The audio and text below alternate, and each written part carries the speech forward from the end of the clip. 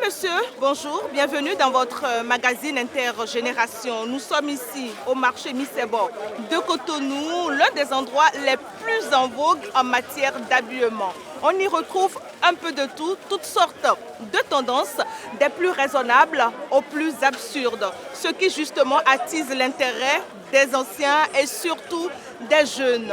Mais parlant d'habillement, on se demande pourquoi est-ce que les anciens ont la dent dure contre les jeunes aujourd'hui qui pensent que les anciens en leur temps ont fait pareil. Avant d'ouvrir le débat avec l'installation des panels, nous allons recueillir rapidement l'avis de quelques Béninois rencontrés ici.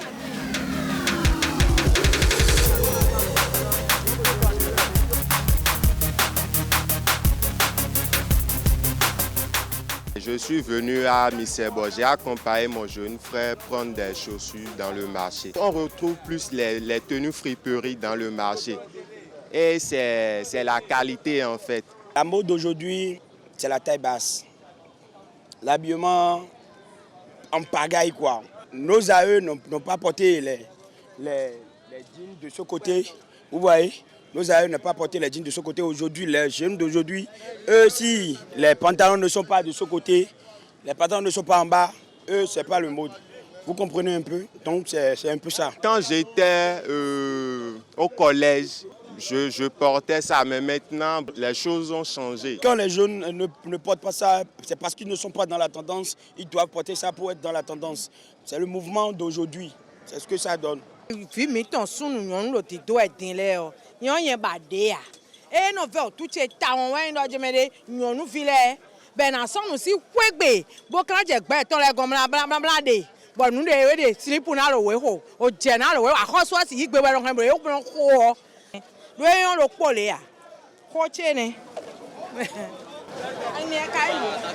qu'ils ont fait il y a de cela 10 ans et aujourd'hui, ce n'est pas les mêmes. Nos vieux pères ont fait. Aujourd'hui, c'est pour nous.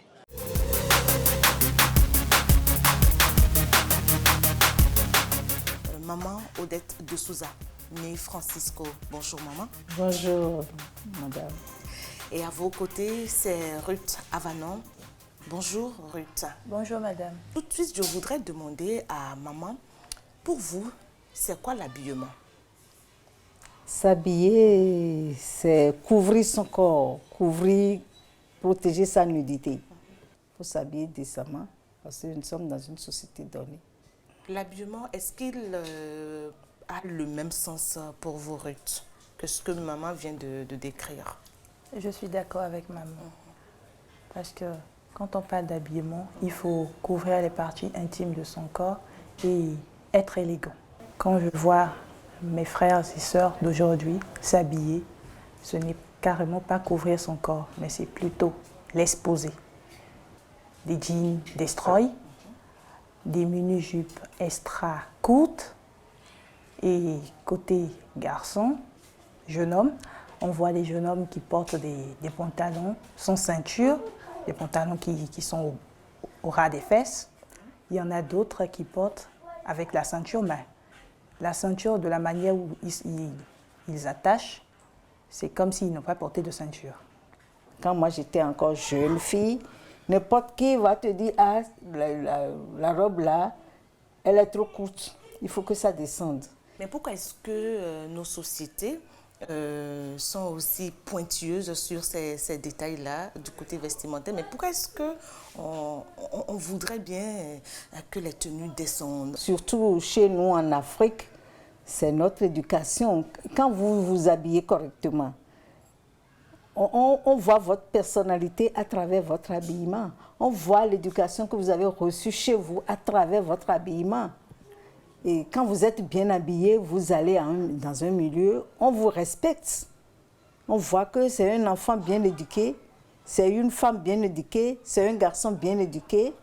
Mais la majorité des jeunes d'aujourd'hui ont perdu la boussole. Je suis vraiment désolée de dire et ça me fait vraiment mal. Au regard des explications de maman, la jeunesse manque de personnalité. Je vous raconte une petite anecdote. J'étais avec mon oncle à la mairie et il y a un jeune qui cherchait du boulot. Il est venu, il a déposé ses dossiers Et en partant, ils ont remarqué qu'il y avait plein de tatouages. Il avait porté une manche courte, il était tatoué comme Lil Wayne. Ils ont dit qu'ils vont le rappeler. Quand il est sorti, il a fermé la porte du bureau, ils se sont mis à le critiquer. Qui va embaucher celui-là? Un bandit comme ça, on ne peut pas l'embaucher. Donc quand on dit que l'habit ne fait pas le moine, ça fait vraiment le moine. À qui la faute? Qu'est-ce qui a pu amener ce bouleversement-là? Et avant d'en arriver là, je voudrais demander à maman, puisqu'elle a parlé tout à l'heure de mini-jupes, de jeans. Est-ce que les anciens que vous êtes, vous n'avez pas eu à porter les jeans en votre temps quand vous étiez jeune? Les mini-jupes, moi j'en connais. Les mémés, elles en portaient quand elles étaient jeunes. Mais pourquoi est-ce qu'on reproche aujourd'hui aux jeunes de faire pareil? En 68, il y a la mode qui est arrivée. En 68, de mini-jupes, mini-robes. Ça n'a pas duré. Et chez nous, ça ne s'est pas accentué, mais en Europe, il y a un mini-jupe qui est sorti. Les gens ont importé en Afrique.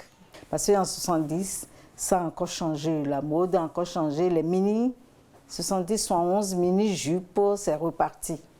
Et c'est les midis qui sont venus, donc les gens portaient des midis. C'est quoi midi? Midi, c'est au milieu, ça descend du genou. Ok. La jupe, quand vous portez, ou bien la robe, ça descend, ça va au milieu de la jambe. C'est à la mode. Toujours? C'est toujours à la mode, sauf que c'est ignoré. Les jeunes filles de mon âge ignorent ça, puisque actuellement maintenant on appelle des tenues taille dame. D'accord. Il y a des robes qui sont là, après le genou, comme dit maman, mais que mes soeurs n'aiment pas porter.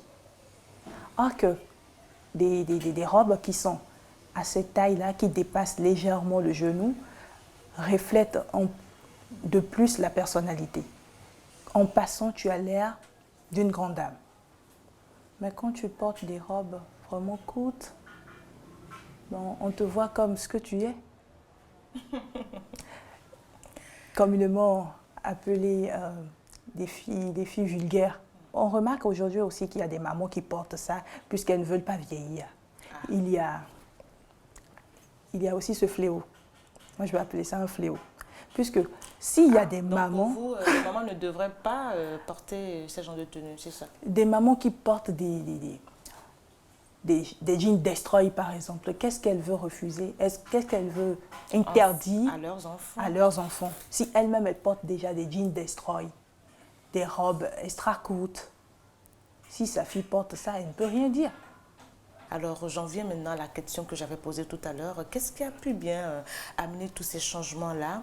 L'Occident a sa propre culture, l'Afrique aussi a sa culture. Nous nous laissons dominer par le style vestimentaire européen.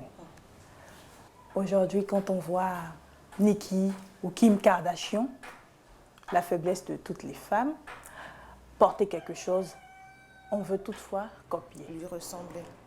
Ressembler sans penser qu'elle, c'est une personnalité publique et nous sommes des personnalités privées. Personne ne nous connaît et elle est dans son monde à elle et c'est sa manière de chercher de l'argent. Mais nous autres, on cherche quoi? En s'habillant ainsi. Rien. Juste être à la mode. Mais c'est pas ça, être à la mode. Certains parents, on peut dire, ils ont démissionné. Parce que je ne peux pas voir ma fille porter un habit indécent et la laisser sortir. Non. Et certains parents, bon, quand ils disent non maman, c'est la mode, je ne peux pas changer, c'est ça. Bon, et on se tait. Non. Par contre, certains parents, ils le disent, ne porte pas ça, enlève-moi ça. Elle enlève, elle porte quelque chose de décent. Et elle sort, moi j'ai vu, elle sort, elle va chez une copine, elle va porter autre chose en ville. En rentrant, elle change encore. Il y a des enfants comme ça. Et les parents ne sont pas au courant. Dans certaines familles, il y a des parents qui font exactement ou presque exactement la même chose que la fille. On porte les jupes extra mini. Le papa voit que maman est bien habillée comme ça. On dit, et la fille voit, la maman a porté, pourquoi pas moi? Dites-moi, quand une mère n'est pas un exemple pour sa fille, elle l'entraîne directement aussi avec elle dans la chute, c'est ça? Cette mère, je suis sûre que son entourage va le lui dire. Moi, je connais une mère, elle s'habille de cette façon. Je dis non, que tes jupes descendent un peu vers le genou. Il me dit non, mon mari aime ça comme ça, et je préfère porter ça comme ça. Un jour, moi, j'ai appelé le mari. J'ai dit, mais on m'a dit que tu aimes ça comme ça. Il dit non, puisque c'est ça qui lui plaît. Il faut que nos filles essayent de se corriger un peu, ne pas faire le suivisme, parce que la plupart, c'est du suivisme. Nous sommes avec nos amis du deuxième panel. Bonjour, chers messieurs. Bonjour, madame. Alors, vous, c'est monsieur Aurélien Dossiovo. Oui. Vous avez été agent de la Société de chemin de fer au Bénin, n'est-ce pas? Un plaisir de vous avoir avec nous. Merci, madame. Ici, c'est le jeune Joseph Dotou Bonké, n'est-ce pas? Vous faites quoi dans la vie? Vous pouvez nous dire? Je suis journaliste et acteur culturel. Est-ce que habituellement vous laissez transparaître votre personnalité, vos origines culturelles à travers votre style vestimentaire? On me dira que bon, ce style dans lequel je suis n'est pas plutôt béninois, n'est pas plutôt africain, oui, mais il arrive que je me mette dans des styles qui affirment mon identité culturelle, mes origines. Toute personne consciente, d'accord, des valeurs qui régissent notre société, en Afrique bien sûr, particulièrement au Bénin, doit être en mesure de dire avec courage qu'effectivement les jeunes ils portent atteinte aux mœurs et aux valeurs à travers leur style vestimentaire aujourd'hui. Même dans la vieille classe, il y a des personnes peu responsables qui se portent comme ça, qui s'habillent comme ça. Et qu'est-ce qu'ils recherchent les jeunes en faisant ça? Pour ma part, je ne pense pas qu'ils recherchent véritablement quelque chose. En fait, c'est de l'ignorance. C'est de l'inconscience. C'est parce qu'ils ne savent pas ce que ça signifie qu'ils le font, ces jeunes-là. Est-ce que leur manière de s'habiller aujourd'hui, les jeunes, va les empêcher d'atteindre leur objectif professionnel et même social? Leur habillement, lorsqu'ils s'habillent de cette manière, ça ne les empêche pas d'évoluer s'ils sont des élèves ou des étudiants. Bon, par contre, il y a d'autres qui dévient. Les catégories d'élèves conscients évoluent et ceux qui ne sont pas conscients évoluent dans... Je vous vois vous manifester. Oui, merci papa. Mais pour rapidement compléter, vous savez, moi je dirais plutôt que le style vestimentaire, puisque c'est de ça que nous parlons, indécent, va directement agir, influencer, d'accord, les chances du jeune qui se met dans cette posture-là.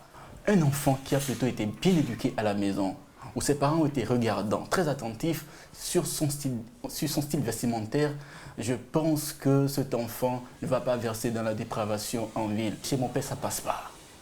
Je vous assure tout.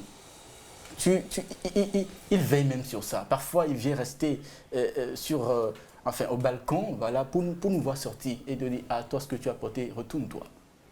Vous voyez, si depuis le bas âge, les parents sont attentifs, ça deviendra une habitude pour l'enfant. Il dira « Ah, je porte ceci, je ne serai pas bien regardé dans la société ». L'État ayant tous les pouvoirs, si on va le dire ainsi, l'État peut prendre des engagements. Il suffit d'être un peu plus stratégique, l'État va arriver, être attentif sur l'habillement des jeunes. Papa, est-ce que vous pensez aujourd'hui que l'État pourrait mettre, un peu comme il l'a dit, en place une police, quelque chose pour encadrer l'habillement? Si l'État peut prendre des dispositions pour un habillement décent. Et lorsque vous faites partie des gens qui s'habillent vulgairement, lorsque vous avez un problème, vous allez dans les commissariats, la plupart du temps, on vous reproche d'abord votre habillement avant de vous écouter. Si ça pourrait être renforcé. renforcé par pourrait être renforcé. notre État, bon, ça serait une bonne chose. Je peux vous dire que dans les années 70 aussi, au moment où les mini-jupes battaient leur plein, l'État zaïrois, c'était le Zaïre qu'on disait en ce moment, le feu président Mobutu a sorti un décret et a donné ordre aux forces de l'ordre. Lorsqu'ils rencontrent des jeunes filles avec mini-jupe, on les arrête. Donc l'éducation, c'est un peu partout.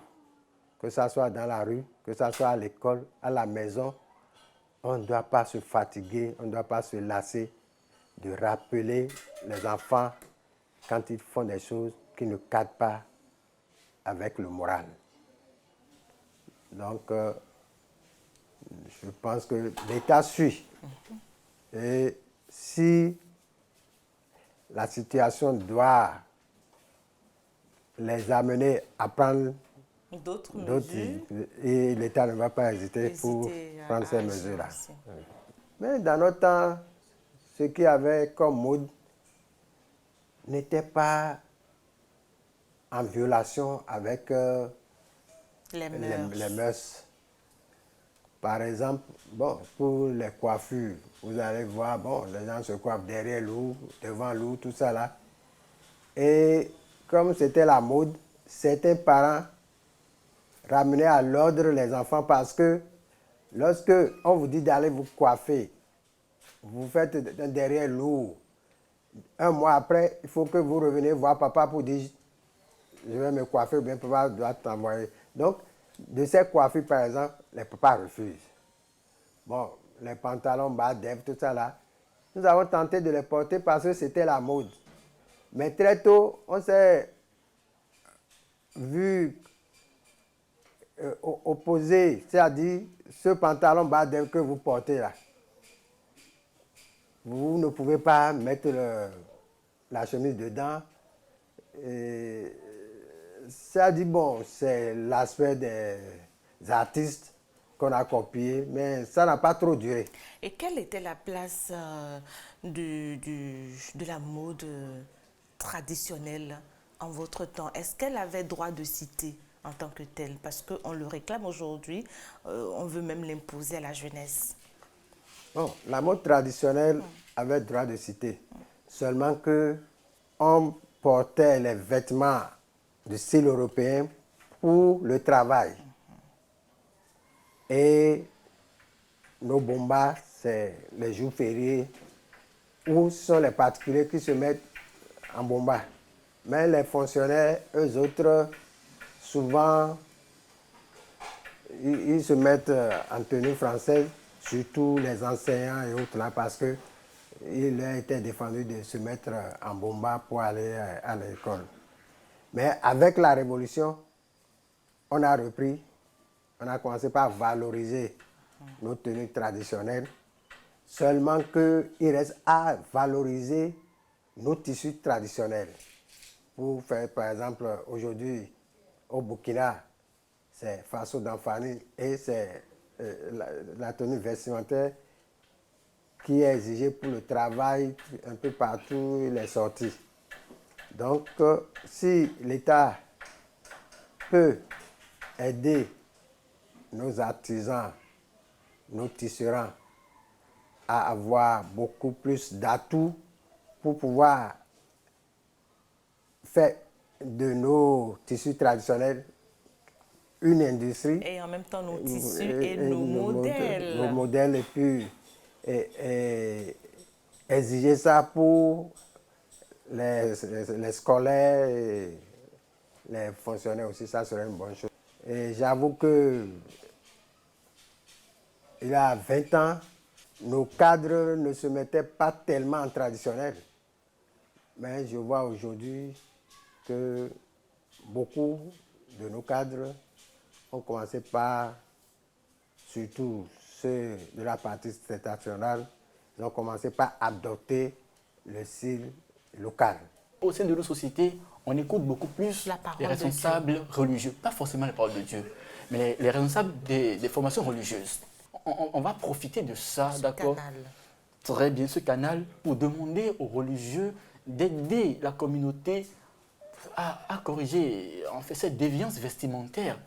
Et à chaque regroupement religieux, que ce soit chez les musulmans, les chrétiens, même dans les religions endogènes, on rappelle aux fidèles la nécessité de s'habiller de façon plus décente et de paraître beaucoup plus africain.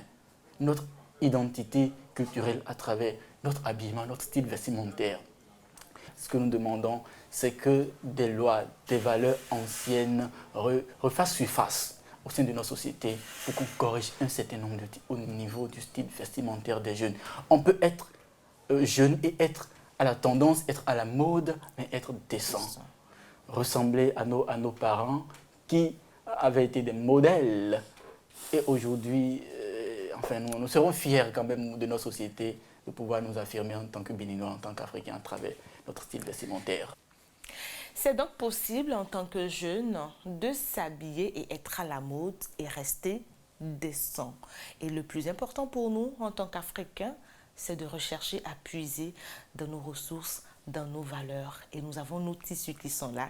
Il ne suffit qu'à les travailler, leur donner un aspect plus attrayant et pouvoir tirer la jeunesse vers ce côté-là. Alors, on verra tout à l'heure avec notre spécialiste, notre sociologue, comment est-ce que le style vestimentaire a pu évoluer dans le temps et dans l'espace. Qu'est-ce qui, à un moment, a amené la jeunesse à rompre le lien avec ce qui se faisait auparavant, avec les anciens? On va le savoir. La manière de s'habiller est d'inspiration culturelle. Ça signifie qu'elle apparaît et disparaît selon l'évolution du temps, selon les rencontres. Qu'un ancien veuille trouver exactement chez le Béninois d'aujourd'hui la manière dont lui il s'est habillé hier quand il avait l'âge de son fils ou de son petit-fils. Il se trompe d'époque, il se trompe d'acteur, il se trompe de rencontre. Cela dit, je pars du principe et je suis d'accord avec ceux qui pensent que s'habiller a d'abord et avant tout quelque chose de personnel, quelque chose d'éthique et d'esthétique. Je n'ai pas de limite dans l'habillement du moment où ce que je fais est décent, du moment où ce que j'ai porté, je me sens bien dedans, du moment où ce que j'ai porté ne heurte pas la pudeur et ne heurte pas le vivre ensemble. À partir des valeurs boussoles qui nous cimentent, c'est chacun qui met du sien. Mais lorsque nous constatons un certain nombre de comportements, un certain nombre d'attitudes en termes d'habits, en termes de vêtements, nous avons tendance à nous poser la question de savoir à quelle valeur culturelle existante, passée ou à venir, cette manière de s'habiller s'accorde.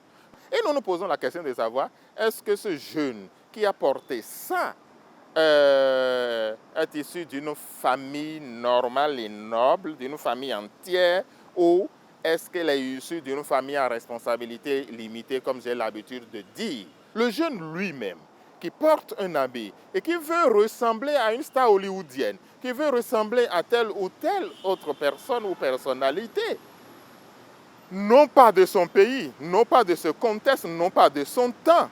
Il se trompe d'époque, il se trompe de milieu, il se trompe de valeur. Sauf si la rencontre de ces deux cultures propulse sa propre culture. Le jeune lui-même, qui a un dessous complètement sale, délabré ou déchiré, mais qui pense que pour faire hip-hop, pour faire yoruba, est obligé d'exposer la saleté de ses dessous, ce n'est pas une manière de s'habiller, c'est une manière de se choquer, de choquer ses parents et de choquer l'autre qui voit ça. Et c'est sa propre image qu'elle est en train ou qu'il est en train de donner ce faisant. La jeune dame qui, parce qu'elle veut être sexy, elle veut être décollectée, elle veut être, se met à exposer ses parties intimes, ces parties qui normalement devraient être autrement protégées, donne, en tout cas par rapport à nos valeurs aujourd'hui, donne une image d'elle-même qui n'est pas une image saine. Il n'y a donc pas un modèle précis en matière de mode vestimentaire. Il y a un ensemble de critères qui fixent un habillement décent, une manière décente de se porter, une manière bien de se sentir à l'aise, de s'aimer soi-même dans ce qu'on a porté, et puis après, de se faire aimer de ses prochains. Les tendances se font et se défont au rythme des années et en fonction des aspirations de ceux qui animent la vie en société.